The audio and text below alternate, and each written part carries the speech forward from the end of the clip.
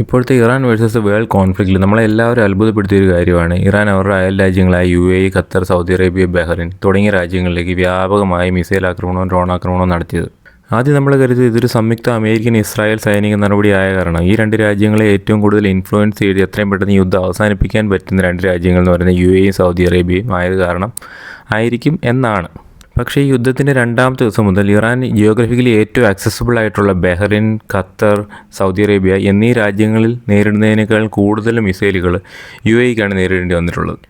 യുദ്ധം ഒരാഴ്ച പിന്നിടുമ്പോൾ ഏകദേശം 1500-ലധികം മിസൈലുകളും ഡ്രോണുകളുമാണ് UAE മാത്രം ടാർഗറ്റ് ചെയ്ത് വന്നത്. അതിൽ തന്നെ 97% UAEയുടെ ശക്തമായ ഡിഫൻസ് സിസ്റ്റത്തിൽ തകർത്ത് കളയാൻ പറ്റി. വിരലിലെണ്ണാവുന്ന കാഷ്വാലിറ്റികൾ മാത്രമേ റിപ്പോർട്ട് ചെയ്തിട്ടുള്ളൂ. പക്ഷേ എന്തുകൊണ്ട് ഇറാൻ ടാർഗറ്റിംഗ് ഓൺലി UAE? അത് തപ്പി അധികം പോകേണ്ടി വന്നില്ല, പെട്ടെന്ന് കിട്ടി.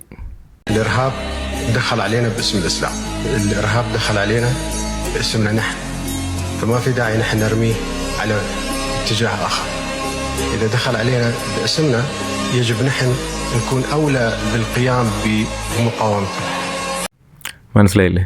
പ്രത്യേകിച്ച് വിവരണത്തിൻ്റെ ആവശ്യമില്ലല്ലോ. ഇറാൻ ടാർഗറ്റ് ചെയ്യുന്ന UAEയുടെ എക്കോണമിയല്ല, നട്ടലുള്ള നിലപാടിനെയാണ്.